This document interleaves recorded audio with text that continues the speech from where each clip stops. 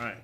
I just need to do my Discord spam, and then we'll be all set.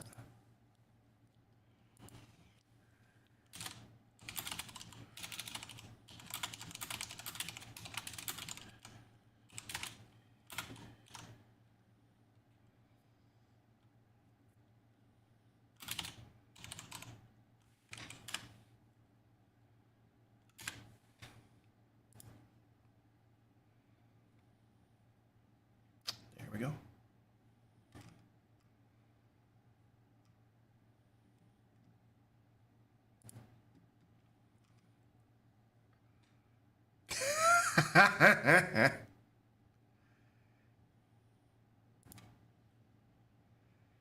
That's hilarious. That's some funny stuff right there, Tashio. All right. What is going on? Adam the D&D guy, what up? Tashio, hello. Jennifer, hello.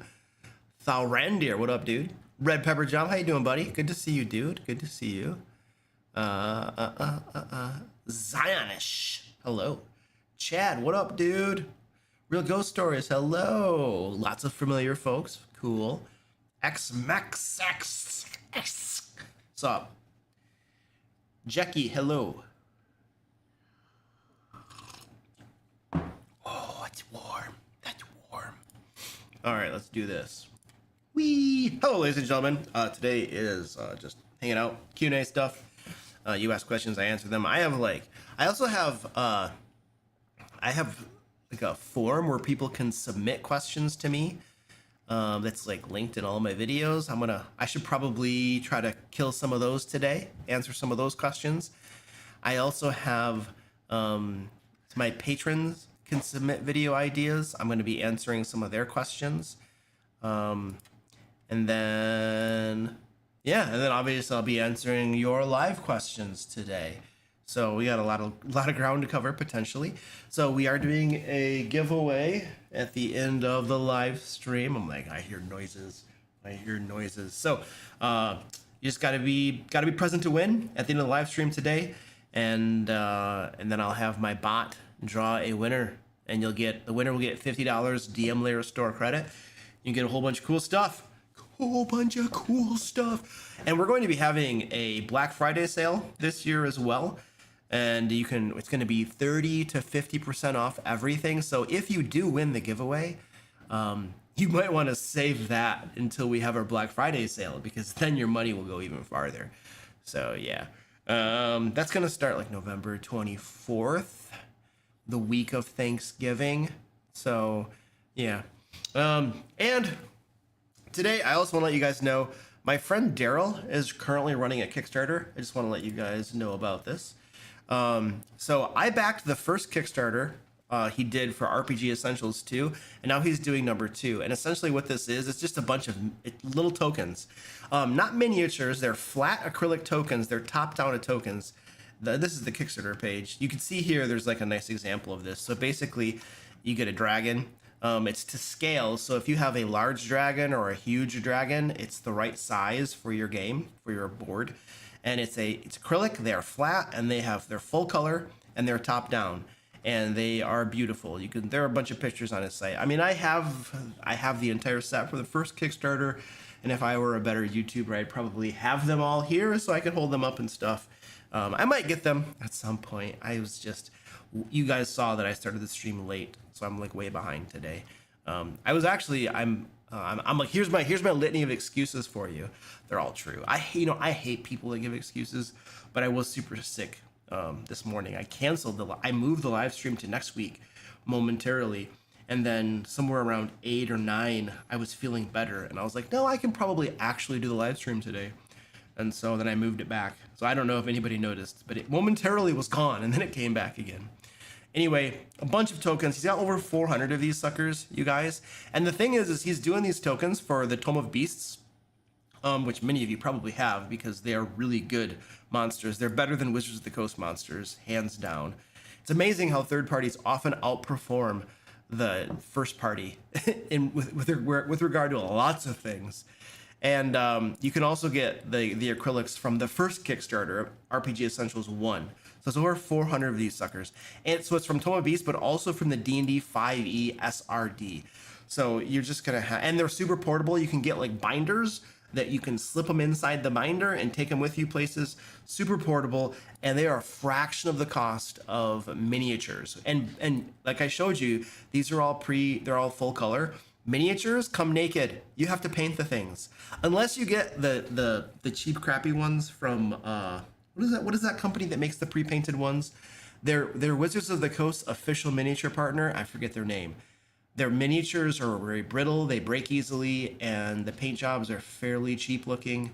Usually 2, maybe 3 colors if you're lucky. Who am I thinking about? Thank you, WizKids, got it. Okay, so those are pre-painted minis, and they're really expensive and they're low quality. But these right here are crazy high quality acrylics you can get from my friend Daryl, and they're fractions of the cost of anything else you can get pre-painted or full color out there. So anyway, go check that crap out. There's a link down below, description, pinned comment, all that kind of stuff. So, all right, there we go. All right.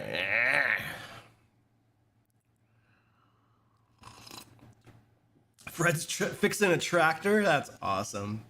I'm frequently, like when I'm out working my lawn or doing stuff around the house, painting or something, I'm frequently listening to YouTube videos. Or podcasts. Sometimes I'll put like Joe Rogan on or something.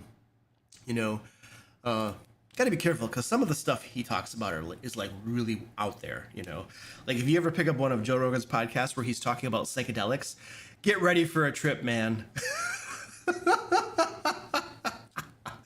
So yeah, some of the stuff that these guys talk about, you have to take a big grain of salt and use your big boy pants and your, I'm a thinking person head for some of that stuff. But anyway, yeah, I'll listen to YouTube or podcasts when I'm working around the house and doing stuff. I had to paint my porch this year. That took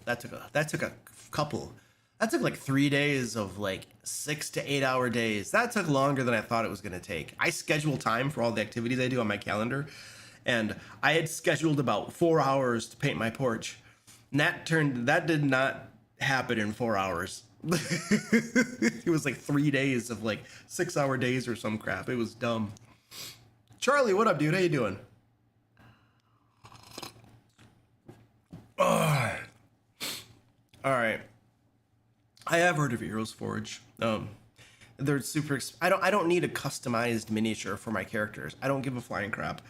So I'm not gonna customize my minis in Hero Forge. It doesn't. Now, some people, especially if you're a player that really interests you, it just makes me feel, my heart breaks for dungeon masters whose players customize their minis on Hero Forge because they've spent $20 to $30 on a customized mini, and the dungeon master's like, yeah, you died, you're dead. And the player's like, but I spent $30 on my mini. I'm sorry, but you died. It happens in the game.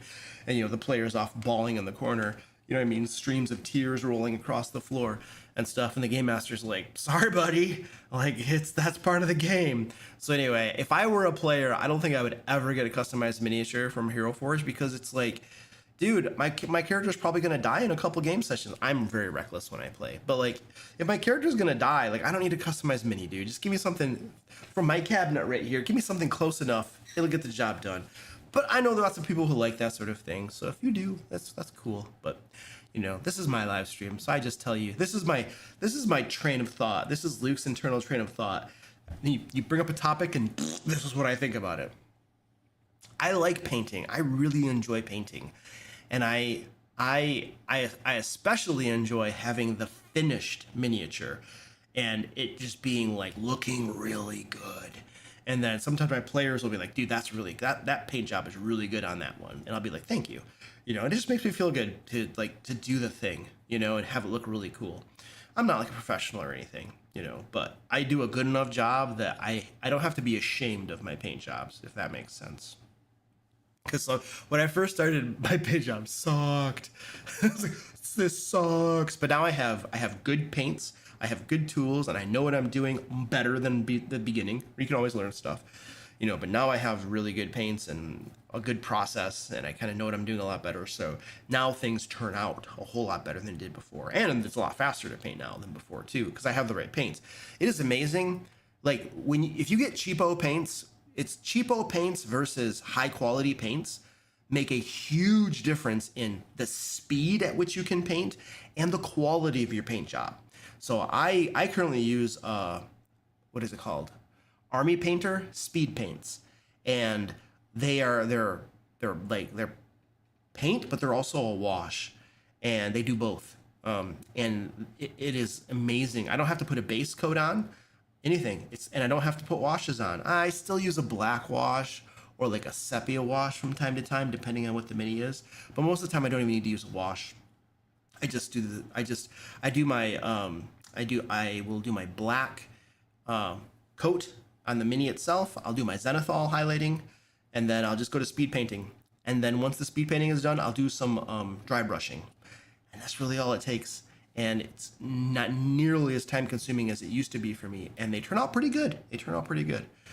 So.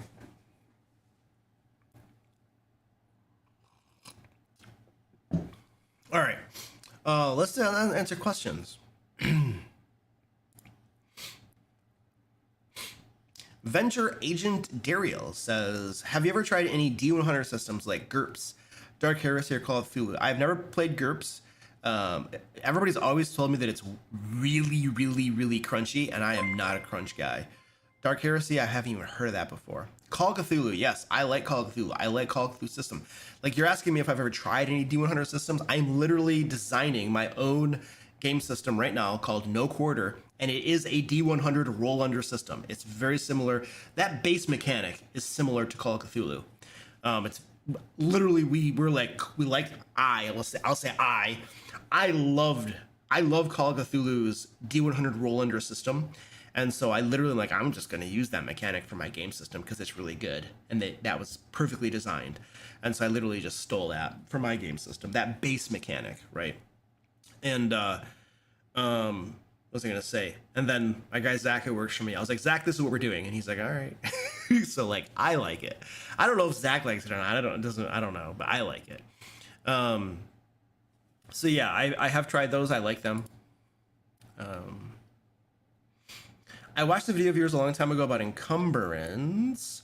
Since you started playing Shadow Dark, did your opinion change? I still think tracking encumbrance is stupid. I don't know what my video about encumbrance said. I still think it's stupid. And I tell my Shadow Dark players to track the slots they're using, and I trust that they're doing so. Am I double checking them? No, I don't care enough to double check stupid bookkeeping horse crappery. Now my players, if they're cheating on that, well then maybe someday I catch them and I'm like, guys, come on, you gotta track your slots. I'll wag my finger at them, but I don't care enough to check them. That's not to say if you are a Shadow Dark player of mine that you should start cheating just because Luke's not looking. Actually, I've always thought that a law is not a law unless it's being enforced, right? Because if you have a law in the books and it's not enforced, is it really a law? Does it really matter? I don't think so. Chad Demink says, you have a skill-based game you're working on. Have you revealed what genre it'll be? It's a fantasy genre. Yes. I like fantasy games. D&D, sword and sorcery type stuff. It's a fantasy genre. Abusing my mod powers. Tashio is putting his own question in. Can you tell us a bit about the magic system for the new game system? Oh, yeah. So the magic system for No Quarter, it's pretty simple. You have... so there aren't any... You don't have spells. Spells don't exist in my game system. You just have abilities. You have abilities. Skills. We call them skills. You might have a skill to swing a melee weapon. Woo! You might have a skill to shoot a bow. Woo! Or I should say a ranged weapon, right? You might have a skill to deal magic damage. That's a skill. You pick a skill to deal magic damage. There might be another skill you can pick that will allow you to deal magic damage at range. And the more you invest in that skill, the greater your range for your magic damage. There's another skill where you can increase the damage you do for magic attacks, right? There's another skill that will allow you for your magic attack to affect more than one target, right? And so basically by choosing skills, you are creating your spells, right? So if you're like, I want a fireball. Well, first of all, in our game system, the magic, you add the flavor to it. So if you pick up a skill that's magic damage, you get to decide, is that an ice? Is it fire? Is it like a hand of molten lava reaching up out of the ground and grabbing somebody? Like, you can add all that flavor you want. The flavor's up to you. The skill just says you do magic damage. And then if you want to like craft a fireball, well, a fireball is magic. It does magic damage. It has an area of effect, multiple targets, and you can do it at range. And so if you wanted to do the equivalent of a fireball, you would start picking skills that would allow you to do magic damage, and then you'd pick skills that allow you to cast at range, and then you'd pick a skill that allows you to affect more than one target. And that's essentially how you would put together your own fireball. Now, there are also skills, things that will allow you to create illusions. There are skills that will allow you to suggest, like a suggestion type thing. So there are other skills you can pick up that emulate what we would call spells, right? So the skills allow you to have different magical effects, right? And you just pick up these skills, and then you can add ranks to the skills to make them more powerful. For instance, the skill that for adding a range to your magic attack, at rank 1, it'll give you a 10-foot range. At rank 2, I think it goes up to 20. At rank 3, it goes to 30 feet. At rank 4, it goes to 90. And at rank 5, it goes to 150. I think. I could be getting those numbers a little bit wrong, but you get the idea. The more ranks you put into a skill, the better that skill gets. And that is general across the system, you know. And so if you want to be able to throw a fireball from like, you know, way over here and have it affect a bunch of targets for a bunch of damage, you just pump those skills up. Now, there's only so many skills you can train in the game. There's a cap of 30 skills, 30 times you can train skills. And you have to pay to train your skills. So you have to get gold to go to trainers and train those skills up, right? We don't have leveling. There is no leveling. There's no concept of levels in this game. There's no concept of experience points in this game. The way you get better at skills is you pay someone to train you with gold pieces. Now there's another gate too, where you have to, so your renown in your personal renown affects which trainers are willing to work with you. So not only do you have to pay a trainer to rank up a skill, but you also have to have enough renown from going on adventures, from doing things in the world to get you renown, that trainers are willing to work with you as well, right? And so that is the, in a very broad sense, how leveling works. But there is no leveling. There is no level 1, 2, 3, nothing like that. It's just skills, what skills you have access to, and the combinations you use those skills in, right? So now we're getting really far away from the magic system into just like general ideas about the skills and stuff like that. But we are running I had my first playtest of this. Well, Zach and I have been playtesting it ourselves, for a while now, but I had my first playtest with like an actual group of like people, strangers, about a week ago. Last Friday? Was it Friday? No, it was Saturday. Last Saturday. And it went pretty well. We got lots of feedback, which was exactly why we're doing the playtest. And so now most of the feedback was like, we had a draft of rules, and there's just so many rules that we didn't write down a whole bunch of stuff because we just know. Like, for instance, we forgot to like tell people what they could do on a turn. And so we just know, like, we had decided, okay, you can move and then you have an action that you can like, use a skill basically on a turn. But we never wrote that down in the rules. So anyway, we have an alpha, a draft of an alpha that is now being, we're going to be updating it in the next week or so. And then that alpha is going to be available to DM Lair patrons in January. And it's again, alpha. It's rough. It's probably when you guys start, and we're going to be releasing adventures with it too. You're going to get adventures and monsters. You're going to have the rule set, adventures and monsters for no quarter. That's the name of our new game system that you can start running in January. If we just give you the rule set and no adventures, it's kind of pointless. It's kind of worthless, right? And it's a lot of effort for you to take a new rule set and make your own adventures with it, because like balancing encounters and all this stuff, it's kind of crazy. So, but you get everything you need to play. Point is, you get everything you need to play, and that's going to be January for those who are interested in that. Are you going to get the new starter set, the Stranger Things one? Nope. And the Heroes of the Borderland one? Nope. I don't buy things these days that I don't plan on using. And my shelves back there are completely full. I literally have, do you know the Cosmere RPG role-playing game, Brandon Sanderson, based on his books? Like, I have that. I have those books. They came like over a month ago.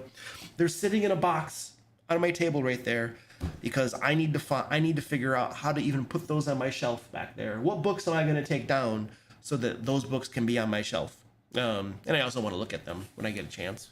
That'll happen someday. Not. So no, these days I only buy things I plan on using, and I have no intentions to use any of D&D's newer stuff, especially if it's designed for 2024. I do not like 2024 D&D. I don't like it. I don't want to play it. I would much rather play 2014. And so all these newer things that they're releasing are for 2024, and I have that much interest in playing D&D 2024. I literally am starting up this tomorrow, Friday. I am playing Ghosts of Salt Marsh. I have a D&D group, 2014, obviously, based on the little rant I just gave you, that is going to be playing tomorrow our first game, Ghosts of Salt Marsh. I'm also going to be sprinkling in Tales from the Yawning Portal also. My goal, and this is related to the problem of having all these things on my bookcase, but my goal is I want to run. I have all these modules I bought. I've played like none of them. And so my goal is to start running these modules. And I'm starting with Ghosts of Salt Marsh and then Tales from the Yawning Portal sprinkled in. I think we're going to get through every adventure in Tales from the Yawning Portal too. There was one adventure that was really hard for me to slot into the natural progression for that campaign. So it'll be probably an optional adventure, but it's one of those iconic, really cool ones. So I hope the players go on it, even though they won't be able to get levels from it because there's just no room for levels and stuff. But they might do it. I might just make a bunch of cool magic items in it and just say that there's tons of treasure, and they might just go do it for the treasure. Cause yeah, I could incentivize them that way. Anyway, that's a different topic.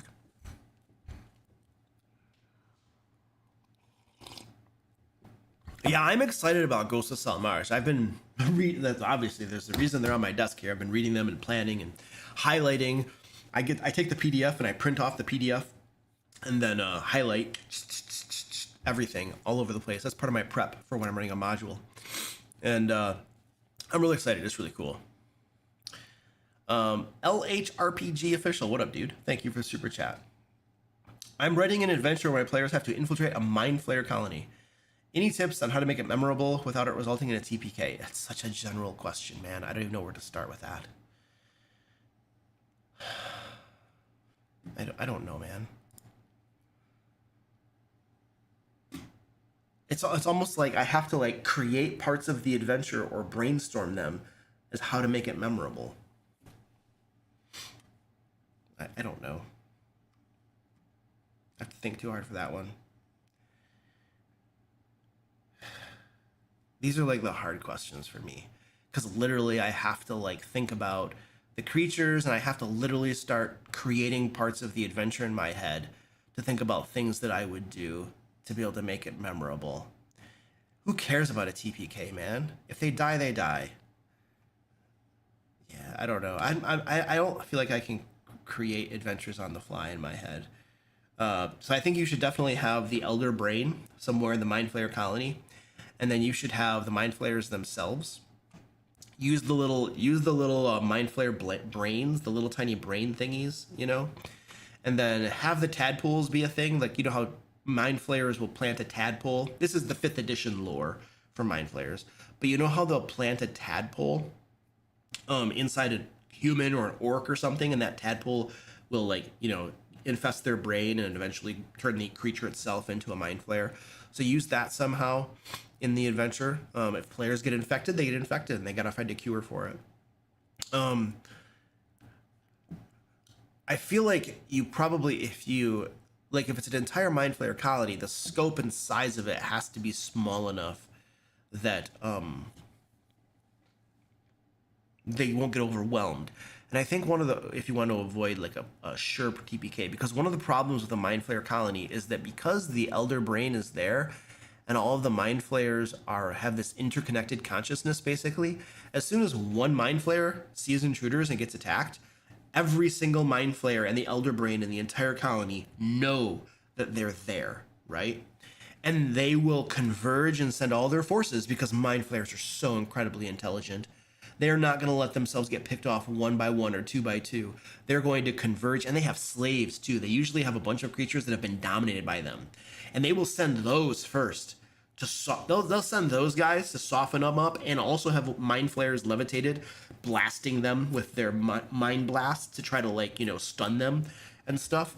So like Mind Flayers are such incredibly intelligent opponents. I think what you have to do, now, see, this is what I'm talking about. I have to literally think about adventure design and walk through it all in my head to even come close to answering this question. I think what you have to do is you have to give them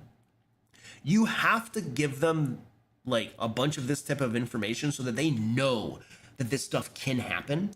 And then they have to figure out a way to, you know, bypass that problem before they start like delving into the hive itself. So, and I don't know how they would do that, and maybe that's not a problem for the game master to even solve, but I would communicate some of these problems, and assuming they do research on Mind Flayers and learn something about them, you know, then they can find out all of these potential problems, and then they can start brainstorming and figuring out how they would bypass them. You know what I mean?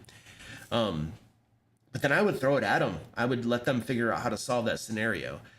They might have to do like a sort of heist type thing where they infiltrate where they try to infiltrate the colony to kill the Elder Brain first, so that the Mind Flayers like psychic link with each other is broken, and then they can actually start picking them off one by one, kind of. You know, those Mind Flayers are still super smart, and they're going to coordinate together. You know, so, but I think that's like some of the things to think about and how to plan for that, and you know, I don't know. There's some thoughts for you. But that'll make it a very, I mean, it depends on how you normally run your game, but that could make it unique, because in my experience, a lot of players just bust down the door to the dungeon, they do zero research, and they just fight stuff. You know what I mean? My players tend to do that. But if you were to run an adventure with Mind Flayers, I feel like you can't do that, because you would just the Mind Flayers would overwhelm you. You'd be destroyed, you know? But I would not hold back. I would run that as it should be ran. They need to experience the horror of fighting Mind Flayers. And Mind Flayer's psychic blasts are horrific. They are horrific. Intelligence saving throws, stunned for like a minute or whatever it is. It's crazy. It's very nasty.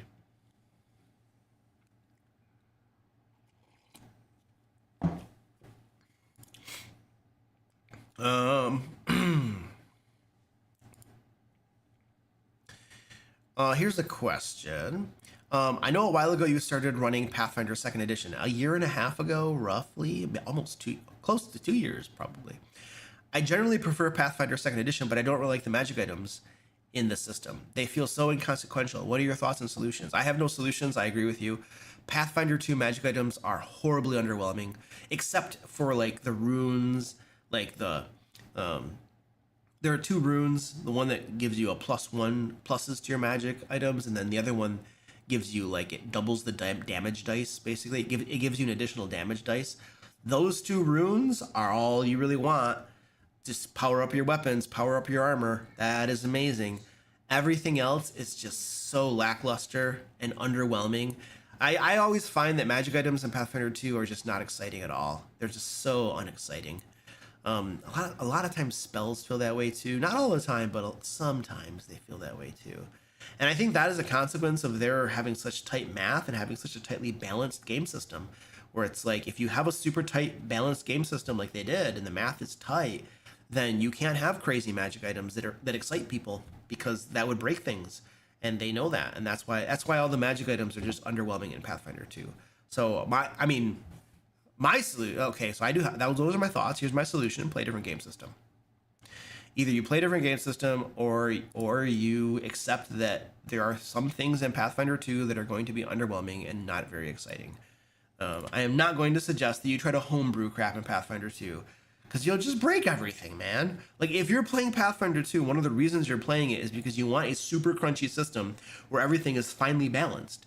And the moment you start homebrewing magic items to make them more exciting, you're breaking everything. And then it's like, why are you even playing Pathfinder 2 at that point? Go play D&D 5th edition or something. Or, I don't know, a different game system, you know, where it's not balanced that much at all. What's the best follow-up adventure to Lost Mine of Phandelver? I have no idea. That was an easy answer. I'd go into ChatGPT and ask it. That's what I would do. Or just type it into Google, because Google uses AI to answer your questions too, so it doesn't matter what you use. How do you and your brother look so similar? I didn't even notice the difference when I saw you, when I thought I saw you in person. Oh my gosh, somebody I made a video a little bit ago where I was making a joke that my brother and I were like almost twins, and that I know nothing about D&D, and that my brother has been doing all these videos for all these years, and my brother's been going to conventions and everything. I made a joke about that in a video. Either this person is asking me tongue-in-cheek this question, or they really think I was serious. I don't know.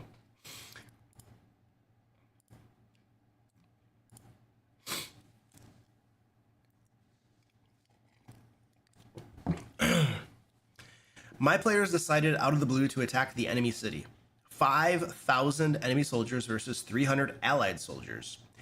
I was not prepared for a big battle, so I bought myself a week to figure it out. How do you do that? You're screwed, dude.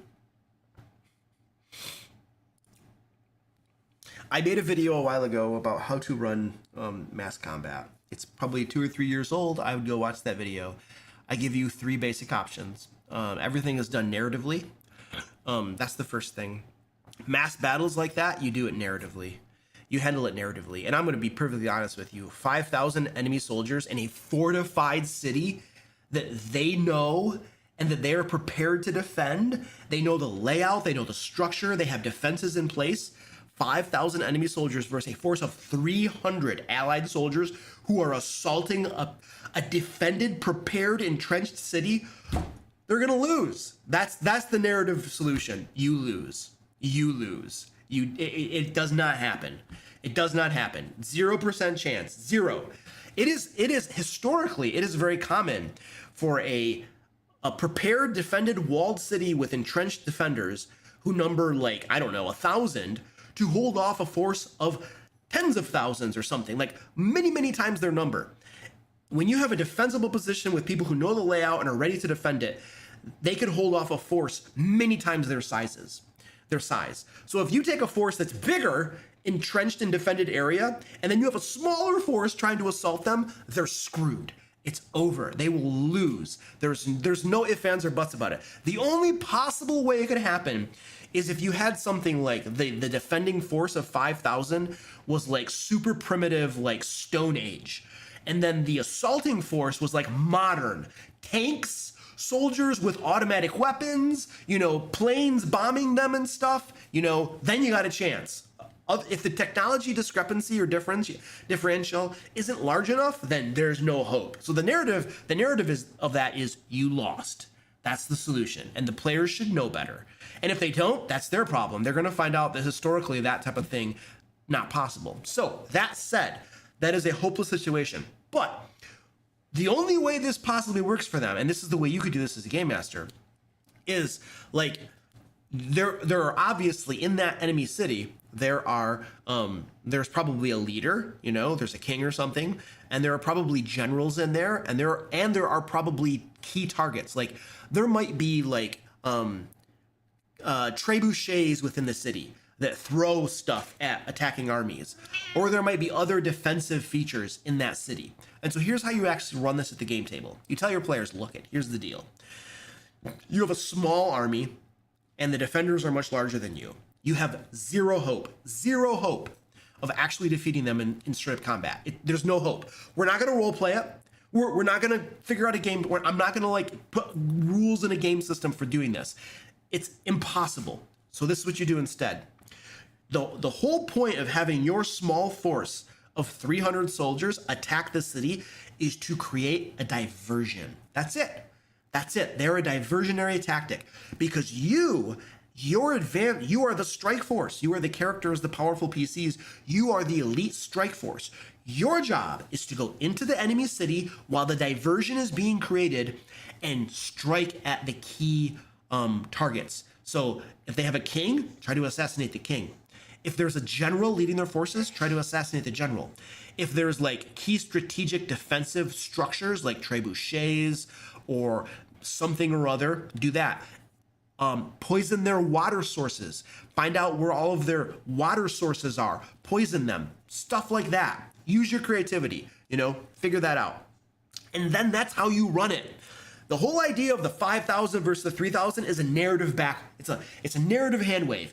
There's a diversion. They're attacking them. The enemy's distracted. You know what I mean? Now you guys, how are you getting in the city? And you run this like you would any other game session where you have 5 characters or whatever it is and they're going on an adventure. Only this adventure involves going into a city and then striking at your targets. And that's how I would run that. That's how I would run it. Don't even bother. Like I have a lightweight mass combat rule system. Don't even bother with that crap. Dude, this is hopeless. There is no rule system that gives 3,000 soldiers any chance against 5,000 entrenched, prepared defenders. That bottom line. I don't have, so I picked up this, but that's empty. But I literally have a big mug right here with tea in it. I'll drink this. That's right, Rachel, good point. Time limit, add a time limit because the soldiers are buying time. And honestly, 3,000 attacking or 300 attacking soldiers against fortified defenses in a city of 5,000 warriors, they're dead. They're dead very fast. So they don't have very much time. They don't have very much time at all. Oh yeah, Squirty Pie was up here jumping around.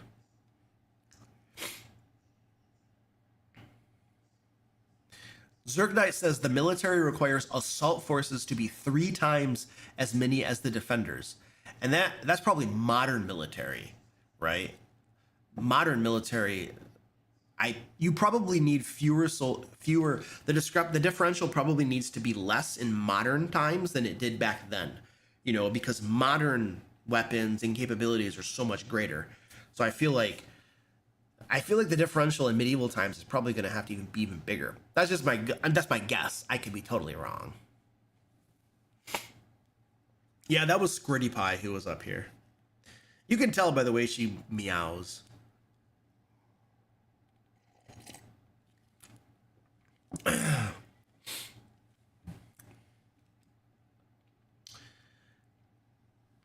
Let's see. Here's a question from, let's see, where is this thing?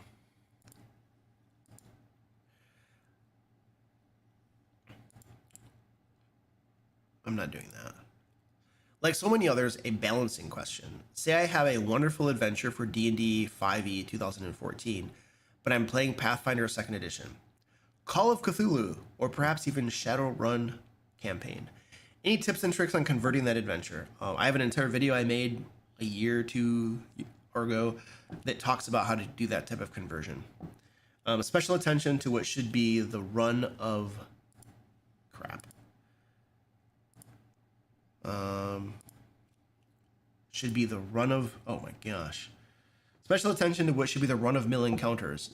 You have to convert every single one of them. It's going to depend upon the game system you're coming from to the one you're going to. You literally just are like, in this game system, this is an easy encounter. Okay, when I convert to this game system, I make it an easy encounter. That's really what you do. This is in the video that I made about how to convert. It's super high level and generic because it has to be. Either because the player preferably something more than know the system you're playing now and know the system you're taking the source from. No, that's literally how it works. Converting something from one game system to another is not easy, folks. It is very challenging, very complicated.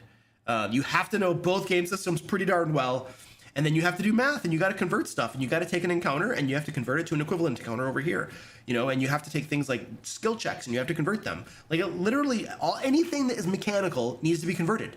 and you have to use the math and the whatever from one system to the other, and you got to figure it out. You got it's just the way it works. It's how it is. You have to. It is a grueling process. The other option is you wing it all on the fly. You know, I wouldn't wing the encounters. I would convert the encounters one by one. But things like skill checks and stuff, you don't have to decide what the DCs are in advance. You can just wing those. That would work just fine.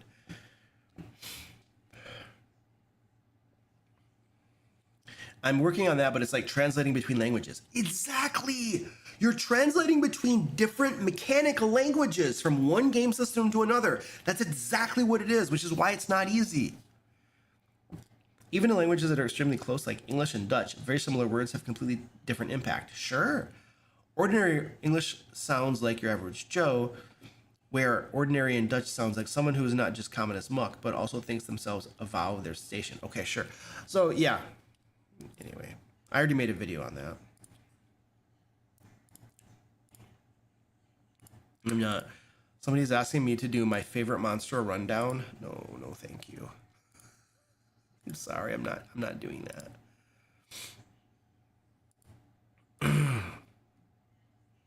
This is me being a jerk. No, I'm not doing that.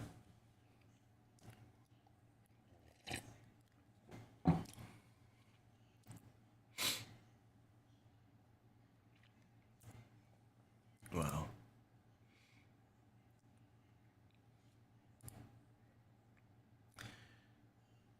All right, let's go back to this one right here.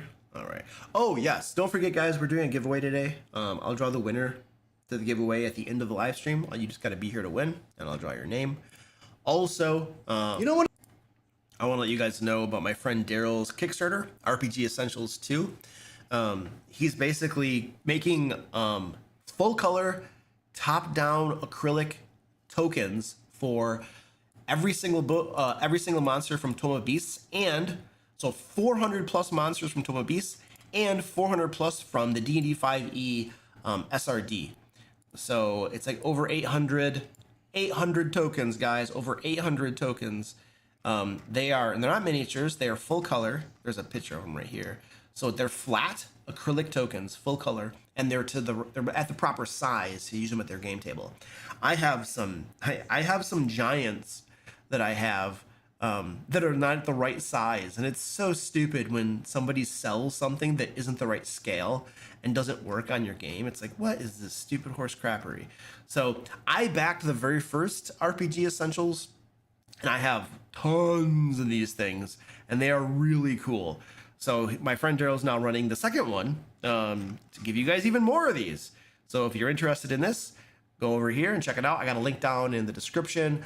I have a link in the pinned comment as well. And these, if you compare these, the cost of these with the cost of unpainted minis, these are pennies on the dollar versus, they're like super cheap versus unpainted minis, and these are actually full color, you know. So it's very cool. You should check it out. So where am I? Woo wee. I got wrong button on the wrong screen.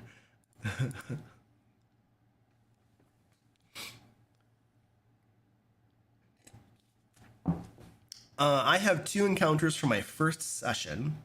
One is a fixed encounter to get the party together. The other one is that I can fit it in as necessary. Should I plan more, or is 2 enough? Dude, if your group only gets through 2 encounters in a 4-hour game session, I don't know what's going on over there, but that's like molasses, dude.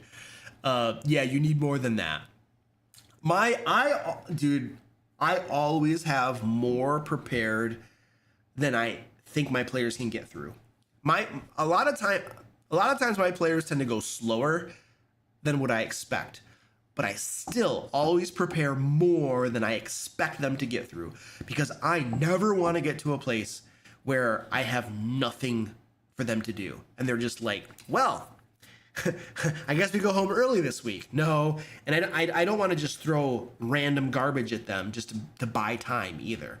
So I always plan more than I think is necessary. Like tomorrow I have my first game of Ghosts of Salt Marsh that I'm running starting up, and I have like I have a feeling that they're gonna spend most of the game session in the town doing stuff, right? That's my guess. But I still have most of the first adventure ready to go and prepped as well. Do I think they're gonna get to it?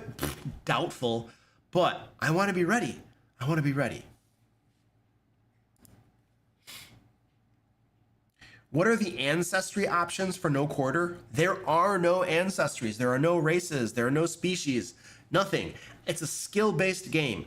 So you do have racial skills. So when you create your character, you get 3 racial skills. And then we have special racial skills you can choose from. Things like flying, for instance. So when you create your character, you get to choose racial skills. The flavor is up to you and your game master, right? Your game master might say, hey, in our game world, these are the races. You have ba ba ba ba ba ba. Okay? Okay. And then your game master might say, hey, these races get these skills when they create their character, right? But we've left it super flexible for you. It's a skill-based system. Almost nothing is set in stone for character creation. Your racial skills are not set in stone. The skills you pick when you're leveling up, even though levels don't really exist in this game. Like nothing is set in stone. You just pick and choose your skills and you customize your character from the ground up. Everything is perfectly 100% customized. It's all up to you. So no, there are no ancestry options. It's up to you to make your ancestries. Have you ever run Lost Mines of Phandelver? No, I actually ran the first adventure. I was in a game once. We played the first adventure, the red brand hideout, I think it's called. That's all I've ever played in it. I don't really have any tips. I don't know anything else besides that. Do you have ready-to-go backup characters of your players in case of sudden unexpected deaths? In Break the Glass, kind of I tell all my players, have a backup character. Have a backup character, because you might die. And some of my players listen to me, and they have backup characters. And some of them don't. And then when they die, they spend the next hour in the game making their character and not playing the game. But that's their choice because they did not want to make a backup character. And that is no skin off my hide. They had the choice, make a backup character or not. And if they chose not to, and then they miss out on part of the game because they're busy making a character when the rest of us are playing, that's their own fault, and that is fair. All right? They had the choice to make one, they decided not to, and now they died and they get to sit part of the game out. That's their own problem and their own choice. They made it. And so now they're sleeping in the bed they made. And that's called justice. That's fair. So I don't feel bad about that. I don't make their characters. They have to make their own backup characters.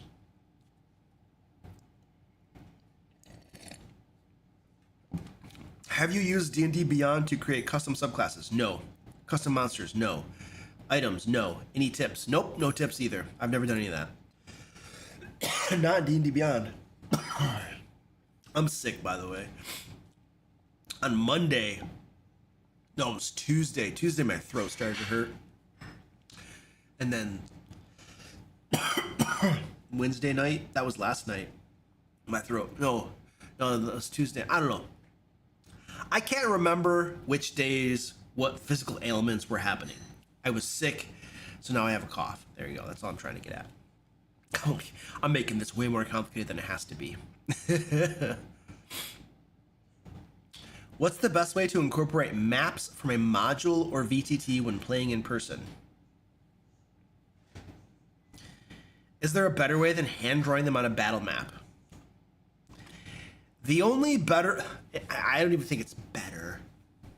The only other way that I've heard of is people will literally take, they'll take like the map. Let's say you got Ghosts of Salt Marsh, all right?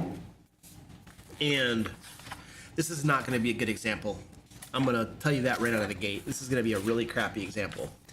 Let's say you got a map of right here.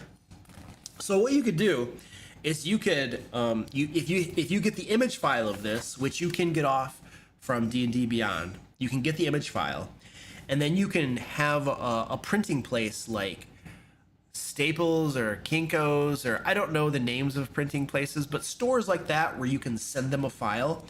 They can print it off on a larger piece of paper if you can get them to print it off to scale, right, then you can take the nice, beautiful module map. This is why this is a bad example. And then you can have and use the nice full color module map from the book at your game table. The problem is that most of the maps in official books are really bad. And by what I mean by really bad is they're just black and white basic maps. My camera is doing really weird stuff. Because it sees the white and then it gets all excited and then it changes, different things are happening. So anyway, these maps, and some people are going to get upset because I think a really well-known cartographer made these maps, but I don't give a flying crap. These are bland, unexciting maps. Unexciting. So I would not spend any time printing out maps that are like that. But if you have a module that actually has full color, beautiful maps that you want to use in your game, like any of the DM Lair products, all of our books, all of our things, any maps you get from us are full color.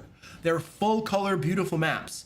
Perfect for your VTT, obviously, but if you want to print them off to scale, to lay them on your gaming table during your game, you would have a beautiful full color map. So if you're running a module that has beautiful full color maps, then that's something you could do if you wanted to, right? But if you got something lame, sorry, that's just black and white, don't print those out. You're just draw them on a grid paper with a marker, dude. It's just the same effect, man. It has always been. So I can understand if you have a game like Shadow Dark, I can understand why you would want a black and white, like old school feeling map, because like that's the game, right? But when you have a new school game, you know, like you want full color maps. I don't get it. I don't know. It's just like, it's always weird to me. But now, if you look at, the interesting thing is that now for some of their modules, they actually made good maps. Like this one right here has full color maps, Tales from the Portal. And an example of that is, we'll go to Forge of Fury, because I think the maps in Forge of Fury are really good. Let's see if I can get a quick example for you. This is super small on the page, but it's like a full color. It's got color, you know, to it. So it looks a whole lot better. You can't really see it super well on my live stream camera. And there's another one that's full color, you know, so like Wizards of the Coast knows how to do full color maps, but for some reason, I'm gonna say budgeting purposes, they just sometimes decide to do black and white maps. I don't get it. It's kind of like Dungeons and Mad Mage is like that. All of those maps are just kind of like, they're black and white, you know. So I don't know. I don't work there. And if I did, I'd probably get fired. Well, there's no way I would live. Where's their home quarters? I forget what state they're out in, like, where are they at? They're in like Seattle, right? Yeah, there's no way I'm living there. Woo! Good gravy. So I got that one answered. All right.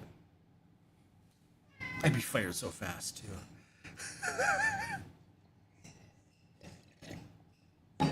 Oh, baby.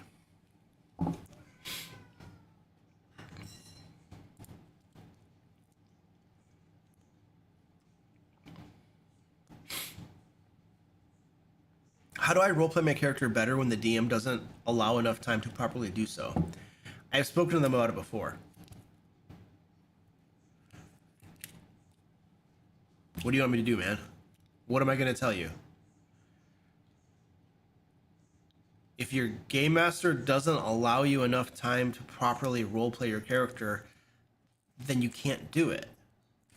I don't know what kind of solution I'm going to have for you. But what do you mean by role-playing your character, too? Do you just want to sit and talk in character for extended periods of time? That's not the only way to role-play. Every part of the game is role-playing. Combat can be role-playing. It is role-playing, I say. Exploration. Every part of the game is role-playing. So don't only think about talking in character, you know? But if you got a game master who like, it's like, okay, look, our game master doesn't give us any time to do combats, and so we never have combat. How can I have combat if I don't have enough time to do combat? It's like, I have no solution for you. You're screwed. I don't know what to tell you. So yeah, I don't got anything for you. If you know, it's like, I have to mow my lawn, but I don't have any time. Solutions? Well, in that case, you just pay another company. You pay a company to mow it for you. Not the best example in the world, but you get my point. I have nothing for you, man. I have a traitor in my party. It was more or less his idea. What's the best way to keep that secret while still allowing him to feel like a wolf in sheep's clothing within the group? You keep it secret. What do you mean? You don't say anything. He doesn't say anything. You don't say anything. And he's got to keep his mouth shut. And he can't do shady stuff that hints at the fact that he's a traitor. He has to totally play like he's part of the team until the moment of betrayal. That's the only way to do it. That's the way you do that. People are bad at this, right? Because they're like, oh, I'm a traitor. And then they want to act shady. And they want to do things that tip the other players off.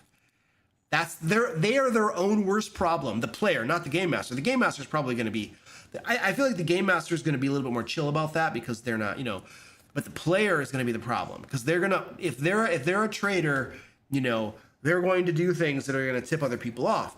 And the other problem is too that if you're playing in person, especially, if they want to do things that have to do with their eventually betraying the party, they can't tell the game master in front of the other players, right? Because then the players will know. So you're going to have secret conversations and stuff, right? So either that's done offline, it's done on a Discord server or text messages or something. But you're going to have a way that they can secretly do their traitor stuff without the other players knowing about it, So you just got to put some systems in place to manage that and make sure the player isn't being a moron and tipping them off to something. You know what I mean? Or trying to be all clandestine, they're gonna be their own worst enemy, unless they are not, unless they're really good at it. They might be really good at it, and then you got nothing to worry about.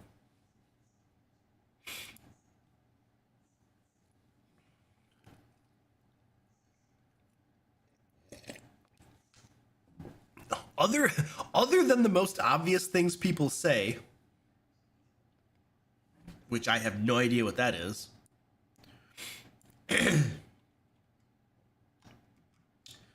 How do you make D&D simple or introduce it to new players? For all the new players I've been a DM for, it was too overwhelming. I don't know, man.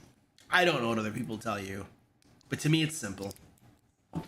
I tell a new player, you see all these rules in the books and stuff? Forget about them. Don't worry about them. Forget about the rules. There's only one thing you need to know.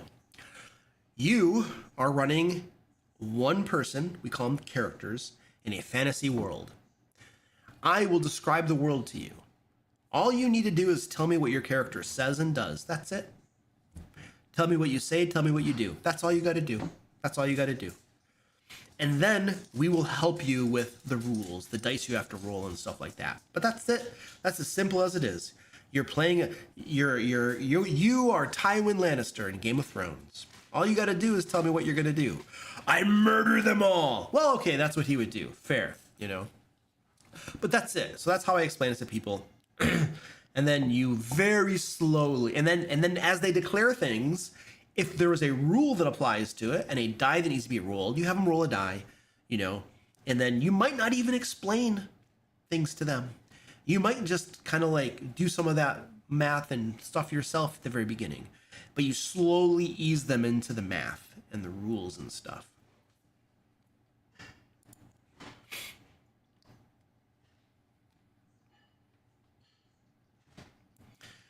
Israel asks, you create adventures that are compatible with two systems, D&D and Pathfinder 2. Yes.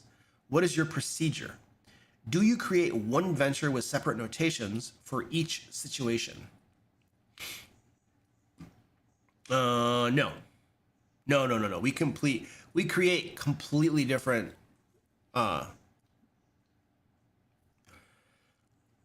what's the word? There's a 5th edition version, and then there's a Pathfinder 2 version. Okay? So I can probably show you a quick example. That's probably showing you an example that's going to be the easiest way for me to explain this. Well, I will pull up. So we actually, I released an issue of Lair magazine today. I will pull up, I'll just pull up the PDF of Lair magazine. That's probably, actually, hold on a second. You know what I'm going to do? I'm gonna show you the working file because I think that might actually help answer your question a little bit more. So I'm gonna show you. So the first we create everything in D&D 5th edition first. That's our first step. And then I gotta go show this. Okay, so this is the Word document for an adventure we created in D&D 5th edition. Okay, it's just the Word document, right?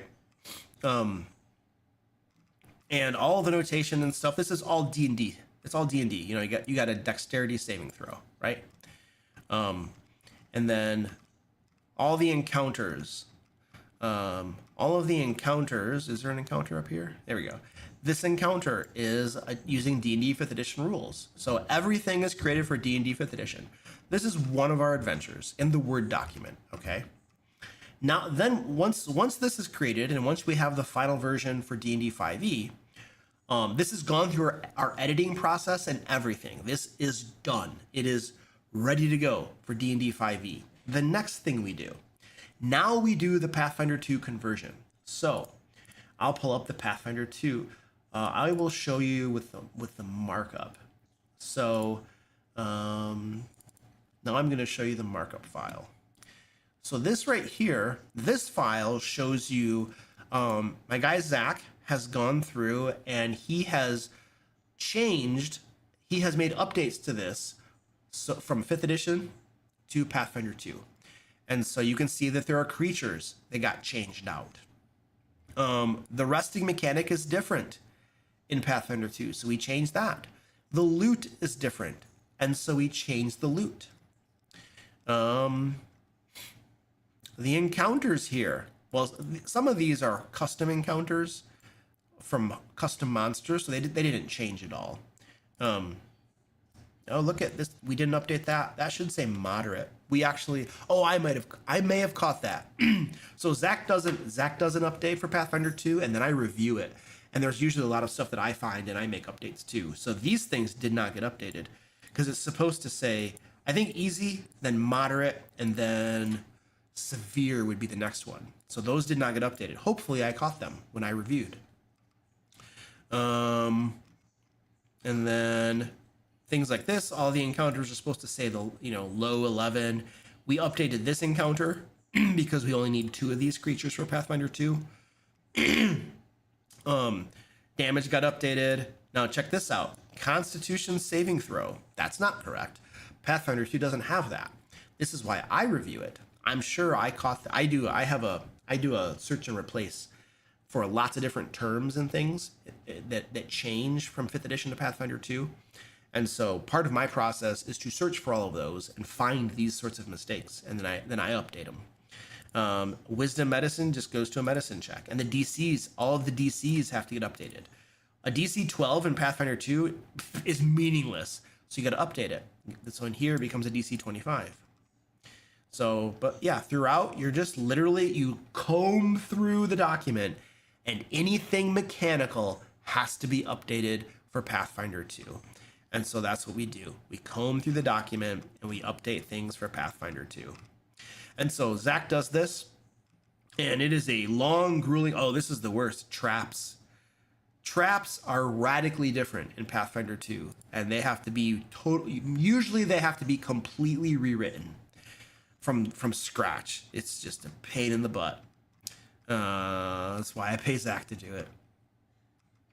And yeah, so that's kind of how it works. He goes through that. And then what happens when he finishes this, I do my review. And I'll show you my checklist. I have a checklist, my Pathfinder 2 conversion checklist. This is a checklist that I walk through. These are all things that I check for. I literally use this this find functionality right here. And so one of the things I have to check for all of these words: strength, constitution, dexterity. And so when I get a file from Zach, like this one right here, I will search for strength. Oh, that's okay. These all exist in Pathfinder 2. Oops, this didn't get updated. The DC of this challenge is 16. That is way too easy of a DC for Pathfinder 2. So hopefully I updated that. Hopefully I caught that. There are sometimes you miss things because it's complicated to go from one system to another. Dexterity checks is fine. So like, but I know that there was one for Constitution that I missed, or that Zach missed. There we go, this one. So then when I do my search, find and replace thing, I'll find Constitution saving throw and I'll update that. And he got the DC updated. He said DC 24, but this needs to be a Fortitude. So I would make that change as I'm reviewing it, right? So I go through and I have that, like I said, I have this entire checklist of all these different things that I have to check. Things that I have to check that are different in Pathfinder 2. You know, and so I do a check and I go through the whole document. And then what happens is finally, we get the final version of this, which I'll pull up. This is with all of my updates to it that are done. And there are no like, you know, update markings on it because it's just finalized. But I've made all the changes. Hopefully I've found all of the problems. I missed this one. See that? The base DC of this challenge is 16. I missed that. So that slipped through the cracks. I'm just going to hope and trust that a Pathfinder 2 Game Master will know that that is way too easy. And they will update that, probably to like a 25 or something. It really depends on the level of the adventure. This is the level 11, so yeah, they're going to update that quite a bit. That'll be at least a 25 probably, you know. Oh, I missed something else. How did I miss that? I missed that.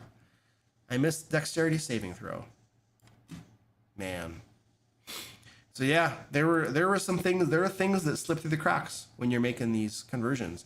You see how we literally had a question at the very beginning or earlier in the live stream about converting from one system to another?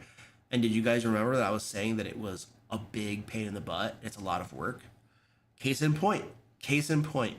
We, like, Zach goes through and converts things. I double check it and we still miss stuff because it is so much effort to convert from one game system to another.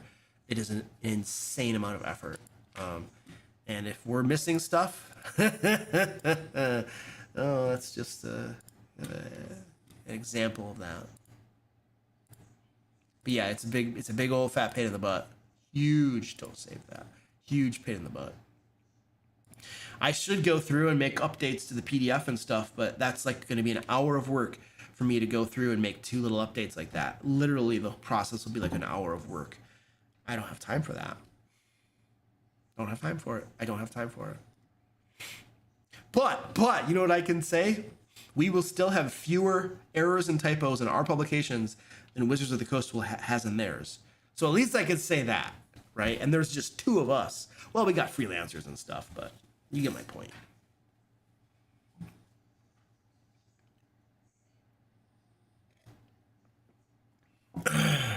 Yeah, that's true. You could just do a red on it. Yeah. Weird question. How would you go about writing an adventure? Dude, I have multiple videos about making adventures and how to create an adventure. I could fill an entire 2-hour... I have literally filled entire 3-hour live streams in the past making an adventure together. And even then, we are hurrying along and doing it as fast as we can. So the scope of that question is way beyond a live stream. And just look, I have multiple videos about it. You can go get tons of information there. What's the best place to get minis for the more exotic PC races? Oh, I have no idea. I mean, if I wanted a specific mini for something, my first stop would be, oh man, what are they called? Reaper minis. My first stop would be Reaper minis. I have always found Reaper's minis to be very high quality, and the sculpts are very, very good. So I get all of my minis from Reaper because I like them. They're really high quality. And every time there is a Kickstarter, every time Reaper has a Kickstarter, I back the Kickstarter and I get minis, you know? And my wife always says, why are you getting minis? You have so many minis already and they're not painted. And I'm just like, I know, but it's like $120 and I get a lot, like 150 minis or something. It's crazy. And they're really good. That's why I do it. And then every 2 years, I have a big, massive box full of minis that arrives. And it takes me months to like take them out of the bags and get them in my cabinets. And glue, some of them require gluing together, you know. So anyway, Reaper minis are amazing. Agile Monk, what up, dude? Thank you for the, what is that, a sub? I think that's a sub. He's a YouTube member. Thank you, bud. I appreciate that. My players are very energetic, which leads them sometimes not paying attention to the game. How can I make them focus on the game? I don't know, dude. Berate them endlessly? Refuse to repeat things to them? Like, I don't know, man. I don't know. I have a player who never seems to not pay attention too. And he's constantly behind and doesn't know what just happened, and it's really annoying. I don't know. I don't have a good solution for you, man.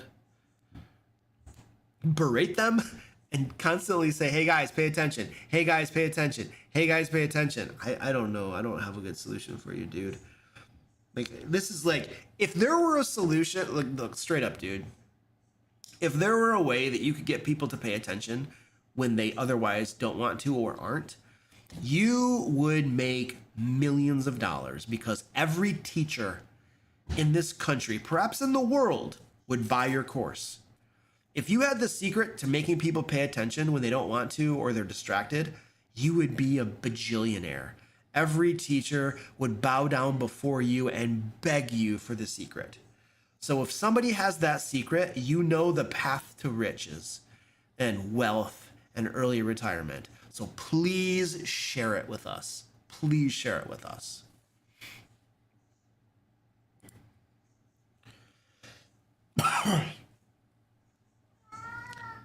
Well, what are the racial skills you? That is not a properly formed question. Shot collars. Yes, use shot collars.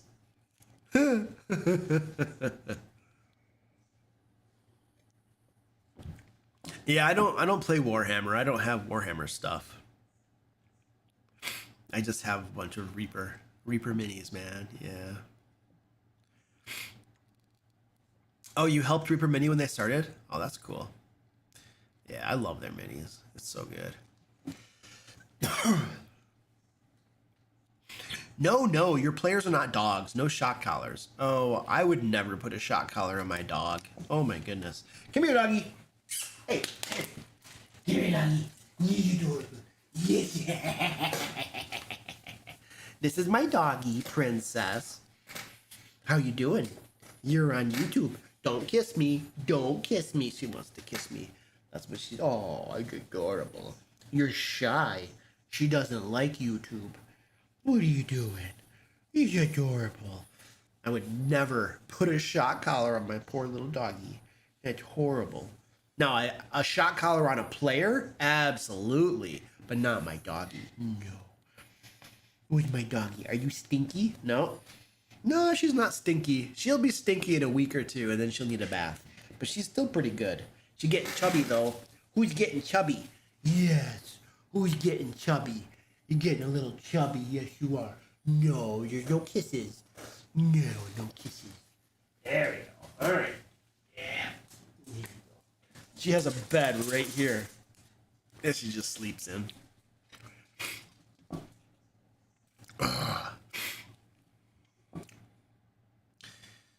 All right.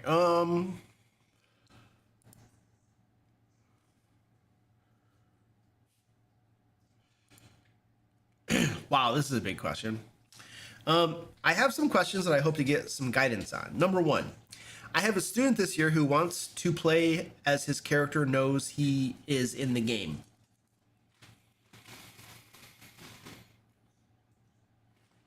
I hope you're not an English teacher. Essentially, he wants to play Deadpool.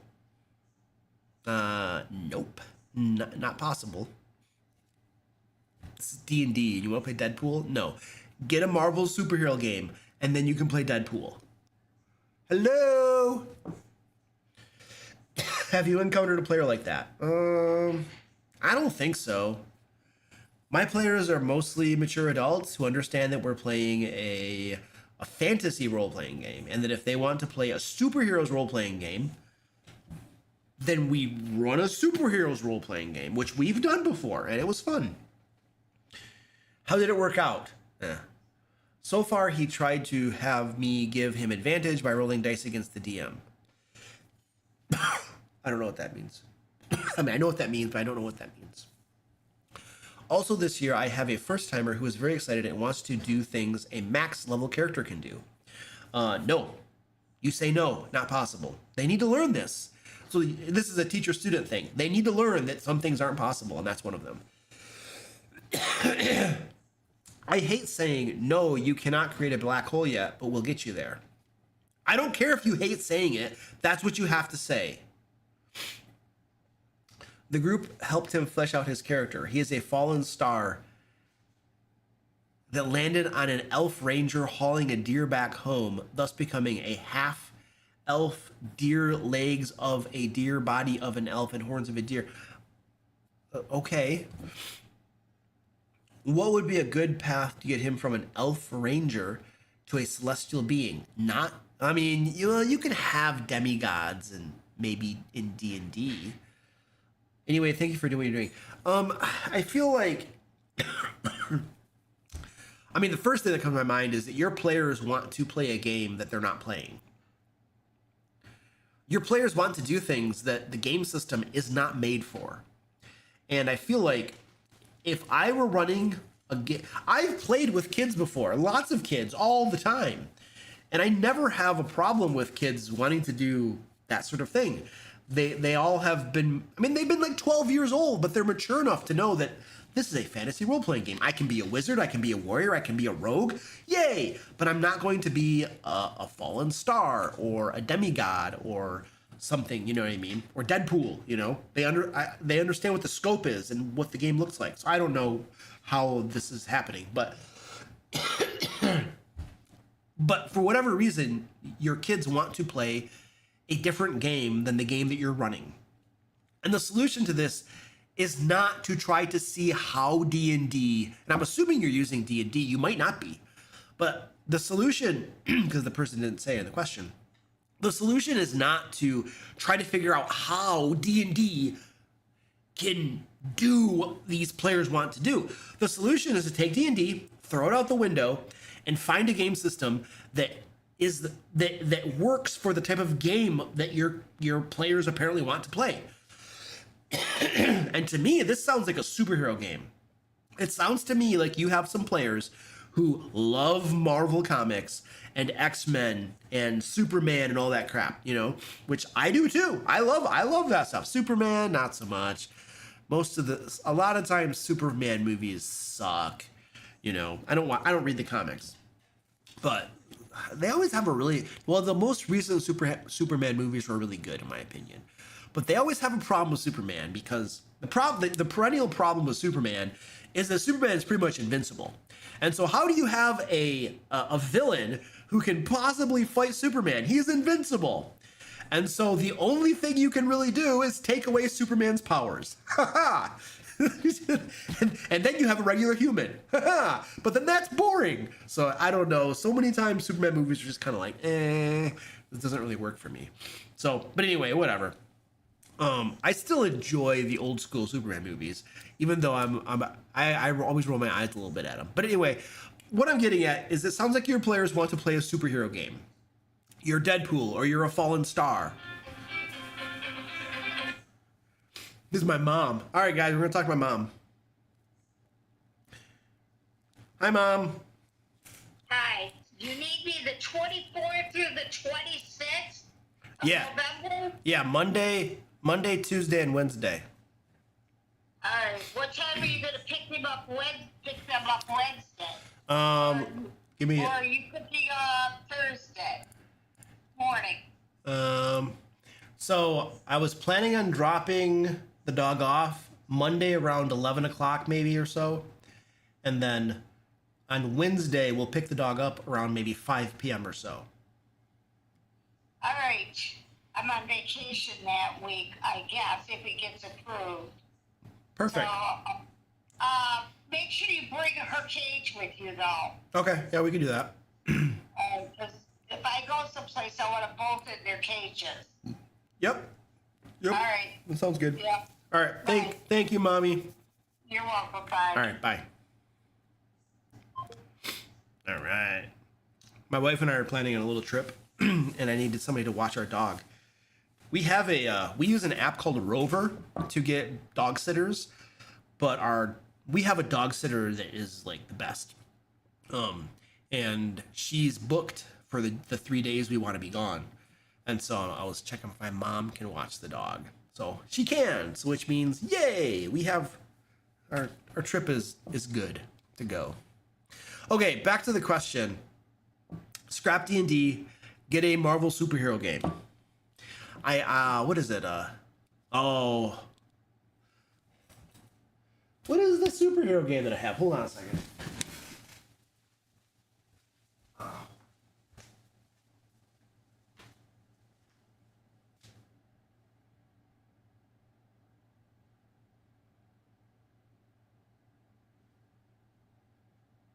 Oh, there. All right. I couldn't remember the name of it. So, Savage Worlds game system has a supers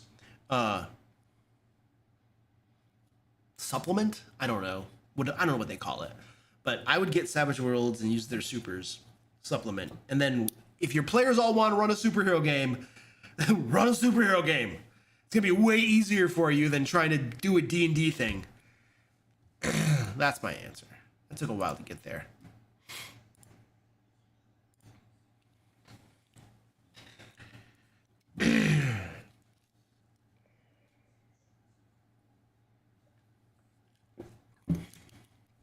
All right.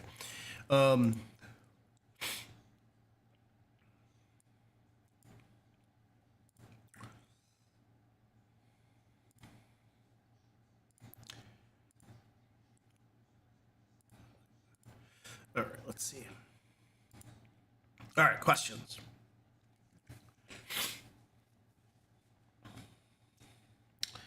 Trinda says, Luke, how does your game system, we're talking about no quarter, how does your game system handle saving throws? We don't have saving throws. I almost feel like I have to say yet. But I think, because, I don't know if Zach's here, but one of the things we have to incorporate, there are no saving throws. Everything is an active D100 roll under roll. But the one thing that we have not figured out for our game system yet is traps. How are we going to implement traps? But I don't think we have to have a saving throw. I think what we would do is the trap rolls D100, and then if it rolls under a certain number, the trap hits and it does damage. But there are no saving throws. Everybody or everything is doing an active D100 roll. So if a player is trying to cast a spell or attack, the player is rolling D100. If the enemy is doing that, they're rolling a D100.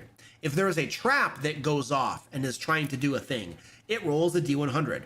So everything is a D100 roll under. There are no saving throws. Oh, somebody asked me about spells earlier. They asked me about our spell casting system. And one thing I forgot to mention is that I got crap in my throat because I'm sick. You never run out of spells. You don't. First of all, there are no spells. Everything is a skill. But you don't run out of them. It's like in D&D 5th edition, Pathfinder 2, games like that. You have a spell list and spells that you memorize. And once you cast the spell, it's on. And then you can use cantrips forever, obviously. Shadow Dark improved upon that system by making it so that as long as you make your check, you can keep on casting that spell. But if you fail your check, you can no longer cast that spell until you take a rest. That was an improvement, right?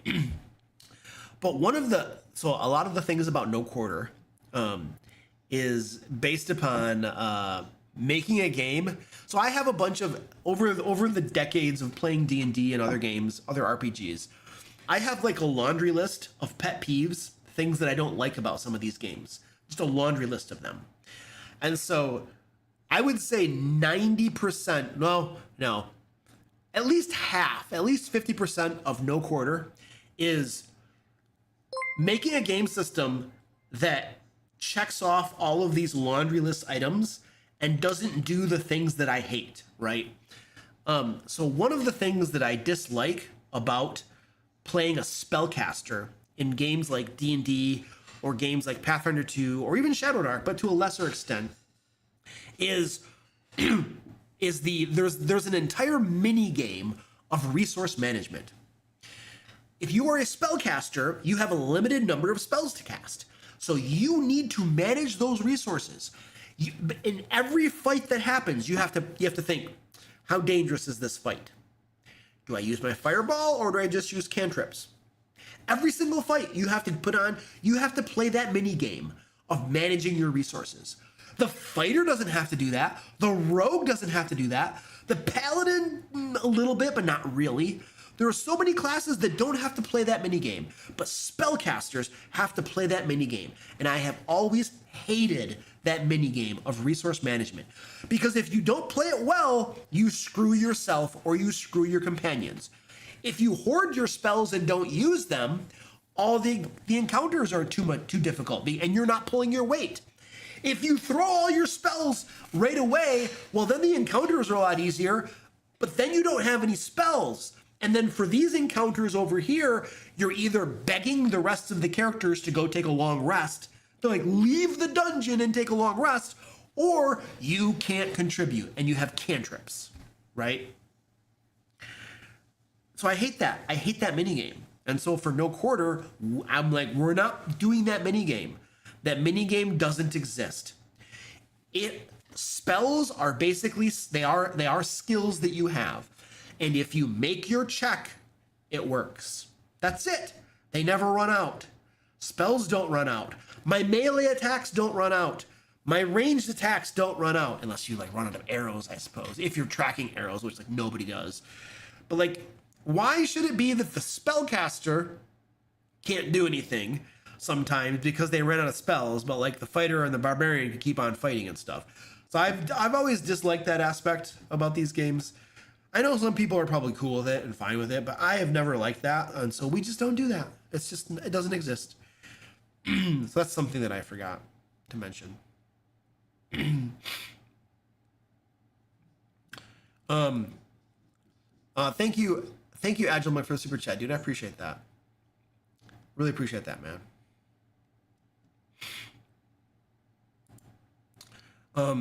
Do you have any tips that would help a player wizard take their turns faster other than a timer? They get overwhelmed with all the spells and end up taking a while reading them. Skip their turn. Just skip their turn. All right, we're skipping your turn. We're doing the next player or monster.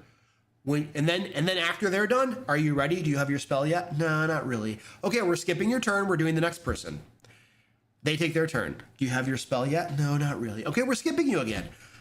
And you just do that. I'm telling you, there is nothing that will put more fire under somebody's butt than skipping their turn in combat. Not like skipping it, you don't get to go, but just you're going after this other person. And they keep, like, I guess delaying is probably the proper term. Their turn keeps getting delayed after somebody else's until they're ready to go. They might, if they're too indecisive, they might miss an entire round of combat. That's their problem. Learn your spells. Or this is something I do a lot in my games. I try to read the spells ahead of time for the monsters I'm running, so I know what they do, and I pick out the ones I really want to use. But sometimes I can't. I don't have time.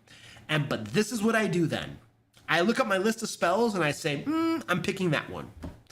And then I open it up and see what it does. And even if I don't like it, and even if I think it's stupid, I still cast it. Because I don't want to hold the game up.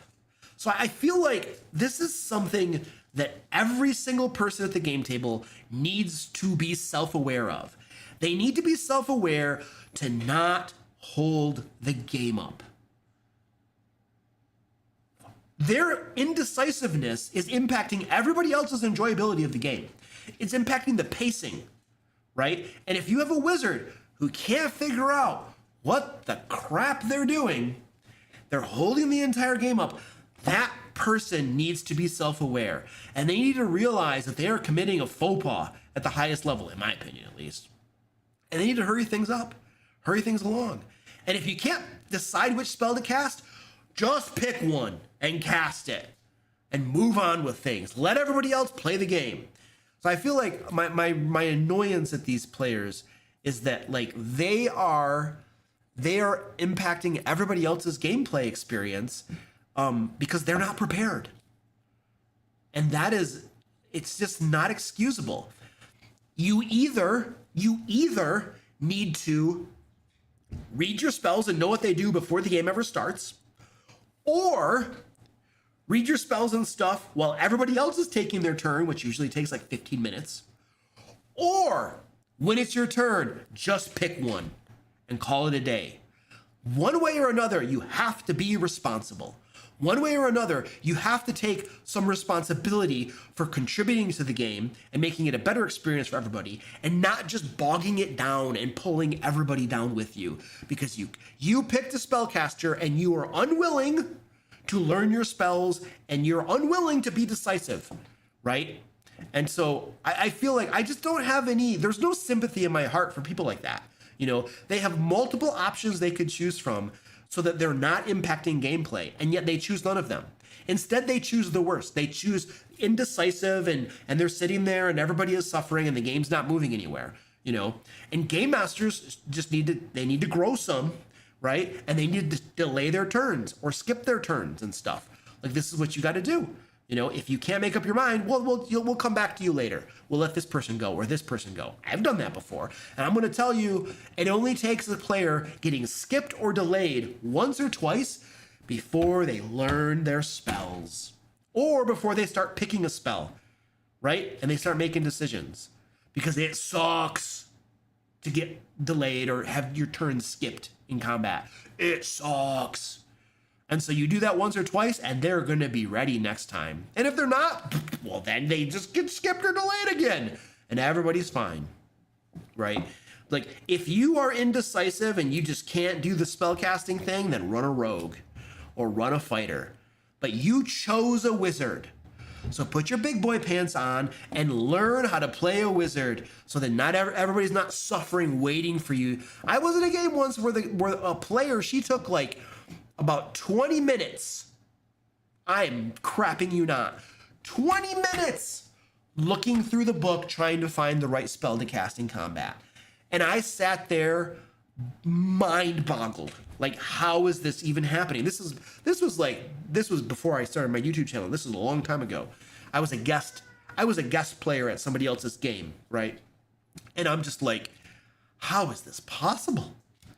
This is insane. And everybody just seemed complacent. Like it seemed to me like that was normal for them.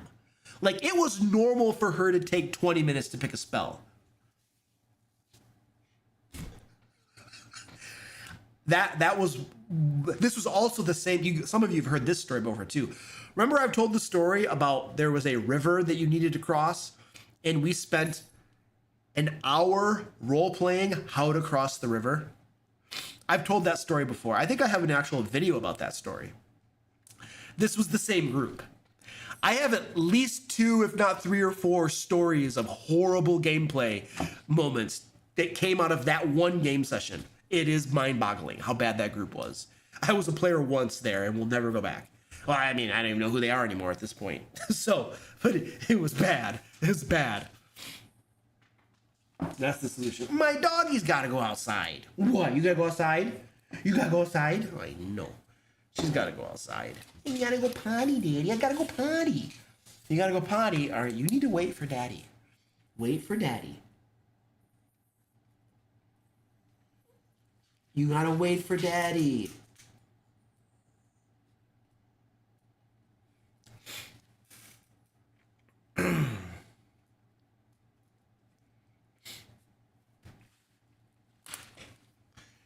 Come here. She just scratched me.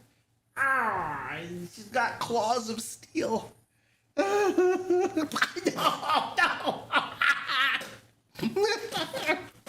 I'm being attacked.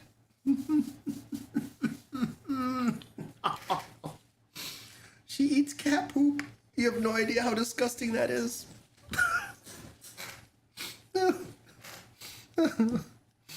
I've been assaulted. It's assault and battery is what that is. I got clawed, and then I got licked. No. Jeez. I'm falling apart today. I wanted to get a drink, but I'm gonna contaminate my straw. Oh. Yeah, exactly. I'm gonna go brush my teeth. All right, you need to wait for a little bit longer. You're in the timeout box now. Yeah, I know. You're gonna have to hold it. I might have actual blood from those scratches. She's gone up on me before and drawn blood with her claws. She's got like claws of iron.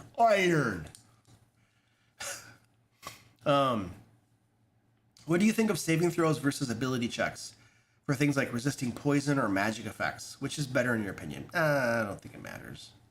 Half the time they're the same anyway. I think I'm indifferent to the difference. Yeah, that's good. That's a good way to put it. On your system, what are the racial skills you're developing? I can probably just pull that document up and give you guys a sneak peek of our game system. I gotta find it though. I gotta find the document. You're gonna be looking at the alpha version too. You're just a bad doggy. You're gonna have to wait. Yes, you are. You bad doggy. You bad doggy. I got all scratched.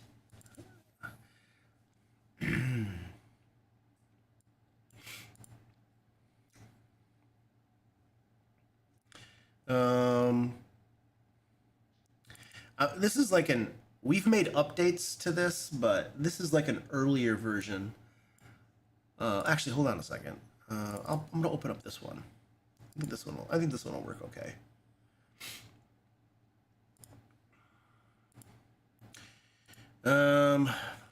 There's gonna be some markup in this because I was updating things. But if you go to racial skills, racial skills. Where are the racial skills? There we go, racial skills. I feel like the racial skills need to be down in the skills section because that's where I was looking for them. I was looking for racial skills down here and they're up here instead. Half of what we're doing is organizing things to make it easier to find stuff. One of my pet peeves about, I shouldn't say the name, but there's a game system right now that I enjoy playing, and one of my pet peeves about it is organization. So we have things like dark vision, earth sense, echolocate, enhanced smell, faster movement, swimming, climbing, pounce, flight, increasing your attributes, increasing your skills, increasing your combat hit points and your adventuring hit points. We have so those are just examples of racial skills for you. They're the typical things that races would have, unique to them. But what I do want to say too is we have this is something I haven't talked about before. We have 2 pools for hit points. There are 2 pools. We have what we're calling combat hit points and then adventuring hit points. And the way these work is that what we've noticed in games like D&D 5th edition and Pathfinder 2 is that they have complex mechanics for getting hit points back in between fights. These are known as short rests, and in Pathfinder 2, they have medicine skills like battle medicine. I forget what I forget what the skill is called, but there's a thing that you do in Pathfinder 2 in between every single fight where you make a medicine check and then people get hit points back. And I forget the name of that offhand. Somebody in chat probably knows the name of that. But Pathfinder 2 and D&D and lots of other game systems have these often complex mechanics for getting hit points back in between combats. Treat wounds, thank you. And the thing is that I'm thinking about this and I'm just like, why are we creating one of my goals for No Quarter, our game system, is I want it to be as rules light as we can go while still making it complete, if that makes sense. But if there is a mechanic that essentially the goal is to give you all of your hit points back in between fights, why are we bothering? Why are we bothering with that mechanic? Why don't we just hand wave it and say, you get all of your hit points back? It's easier. It reduces the rule overhead. If you're gonna be able to take a short rest or a long rest between every fight, then just hand wave it and say you got everything back. Or if you get your hit points back from treat wounds after every fight, just hand wave it and say you got everything back. Why do we have to create rules around it if the de facto result is you get everything back? It seems like a pointless exercise in my opinion. So what we've done is we have something called combat hit points. This is a pool of hit points that you begin with 5 of them. You can increase them through different ways, but you have 5 combat hit points. After every combat, essentially, they all come back. So all of your combat hit points come back after every combat. Technically, you have to not re-enter combat for 5 minutes. And that allows the game master to have like waves of attackers, basically. But after combat, every combat, you get your combat hit points back. And then you have a pool, and these are always reduced first. And then you have a pool of adventuring hit points. Combat hit points represent the idea of like, fatigue or exhaustion or minor scrapes and bumps and stuff that aren't that big of a deal, aren't terribly concerning, and you can kind of fight through them, right? But once those are depleted, you start to go into your adventuring hit point pool. These are dangerous. These represent your actual vitality, your life force. This is when you have a sword cut that opens you up a big wound, or a dagger gouges out your eyeball or something. These are severe injuries that you only have 3 adventuring hit points, and when you're reduced to 0, you die. And you only get 1 of these back each time you take a rest. And a rest is like a full day, 8 hours of rest, basically, So these are serious. And so we have 2 different pools of hit points. And so far in our playtesting, we've only had 1 combat, actually, so far. No, so Zach and I have been playtesting, and we've had many combats. But I was referring to I have an actual group of players now that I'm playtesting with. But in your average combat, you're only going to go through combat hit points, usually. But sometimes you tap into these, and when you tap into those, it's not good, and things are like, it's oh no territory. So I don't think I've mentioned the double pool system before, but that's kind of how that works. There you go. Doggy. Who is just a doggy? All right, we're gonna draw the winner to the giveaway in just a little bit. So I'm gonna do the list of shame of people who are inactive and should consider coming back so that they can win the giveaway. Joshua Beatum, Eric DeJane. Oh, Magnus just came back active. Jay Tyler is inactive. Zerk Knight is inactive. If you're inactive, you might just drop something in chat just so that might help you. Rizzle Hop, Waldy A, Cognizant, Orcus Maximus, David Gregor, Levi Overturf, Copper 96, Jason Coleman, Rachel F, the Theomo or something, Mike Daniels, Lily Pastel, Charlie Gardner, Philos Fistikert, Fred Waring, Venture Agent, Jekyll Geek, X Mixex, Chad Demink, Adam the D&D guy, Thowandir, Red Pepper John. So you're currently inactive. You might want to come back we're going to draw the giveaway winner in just a little bit here. What's your feeling of Saul Marsh as you're reading through it? I like it so far. I'm excited. I think it's really cool. I'm enjoying it. I'm excited. I'm really excited to run the campaign. I'm really excited right now. Tomorrow is our first game session. I'm super excited. How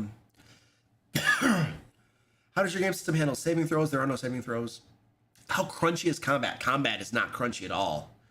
So far, combat is like that. It's super fast paced. It's how it should be, in my opinion. Lisa says, should I get the 2014 Dungeon Master Guide and Player Handbook if I already have the 2014 Monster Manual? Yes. Because I've heard the 2024 DMG and PHB have fixed many problems 2014 had. Don't fall for the marketing horse crap. 2024 has fixed some of the problems. They've also introduced many new problems. And they've also failed to address a whole list of problems everybody knew about. They were on the March of Death. They were on a death march. They had a fixed deadline, which kept getting pushed back. They had a fixed deadline. They had a fixed scope. And so quality suffered. Every developer has been on the March of Death, probably at one point or another. And they know how this works. And so when you fix the scope, actually the scope probably, I mean, the scope of publication, and then the fixed deadline. And so what happened is the quality suffered horrendously in 2024. Horrendously. So this is one of the reasons I don't want to play 2024. They half-butted it. Because they had deadlines to meet. And so it did not, there are spells that are broken that should have been addressed that weren't. There are spells that were perfectly fine that they changed the wording on and made it more confusing. Spirit Guardians is an example. They didn't change the mechanics as far as I can see, but they changed the wording on it. And now it's more confusing and it's not clear like it was before. So it's like, I don't know what they were doing. Thumbs up their butts. I don't know. I have nothing really good to say, so I should probably be quiet.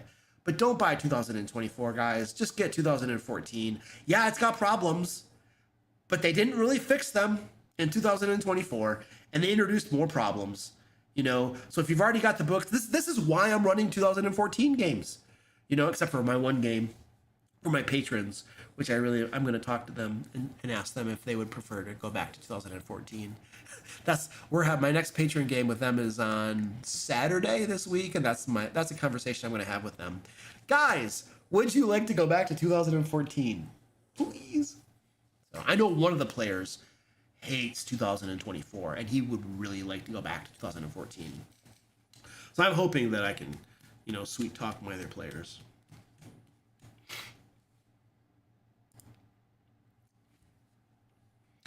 Are you making lore for your game system? Nope.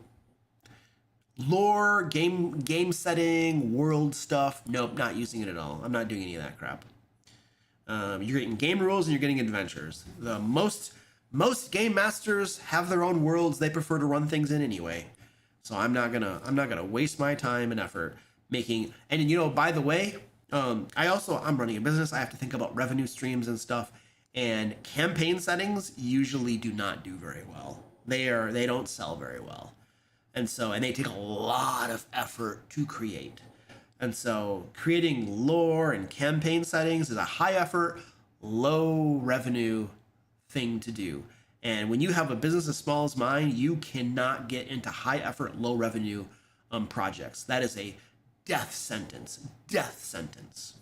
And I already had one of those actually. The board game I was trying to do, Dungeon Drifters, was a high effort, low revenue venture. As it turned out, I didn't really know that necessarily at the beginning, but now of course I do. Which is why we had to cancel that project, because it was high effort, low revenue. And once we were getting deep into that, and I was seeing that, I was like, oh, that's bad. That is a death sentence. So we had to pull the plug on that bad boy. Do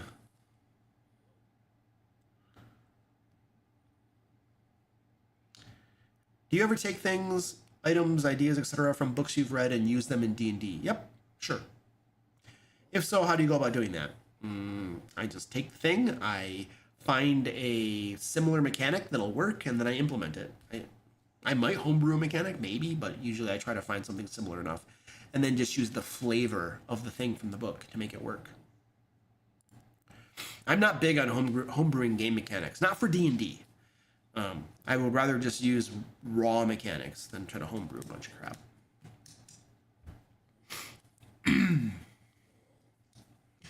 All right.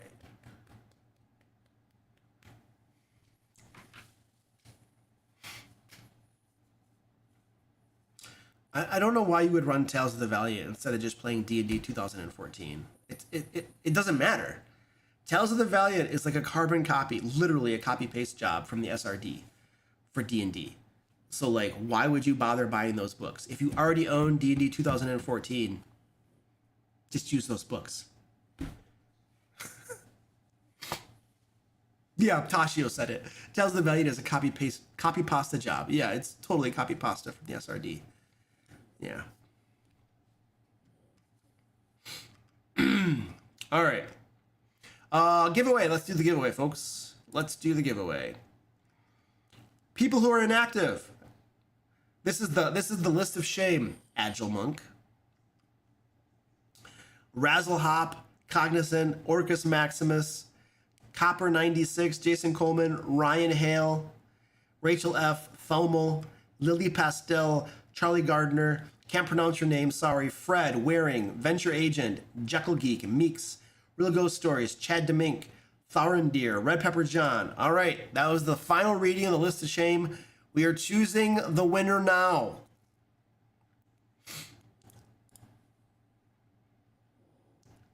All right, there you go. Oops, all that one fails. You have won the giveaway. Congratulations, dude. All you need to do is email me at info@thedmlayer.com. info@thedmlayer.com. And if you're lucky, Tashio might just put that email in chat so you can see it with your eyes as opposed to hearing it with your ears, because that might be helpful. All right. Thank you, by the way, Tashio. Thank you so much for modding for me and putting all of the questions into the sheet. You have no idea how helpful that is, how much I appreciate that. It's so helpful. It's really good. That's pretty much it, folks. We're going to see you. I don't think I'm going to be streaming next week because I'm going to be going on a little trip.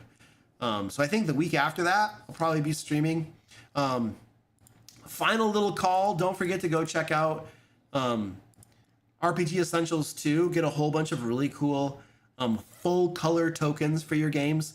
There's a link down in the chat, in the description, in the pinned comment where you can go learn more about this. But these are really cool. I backed the first one, and I have tons of these things, and they're super awesome. So go check those out. You might enjoy them. All right, I'm going to take my doggy outside. I think she's got to go potty. Have yourselves a wonderful day, and I will see everybody later. Goodbye. End. Yes, I know.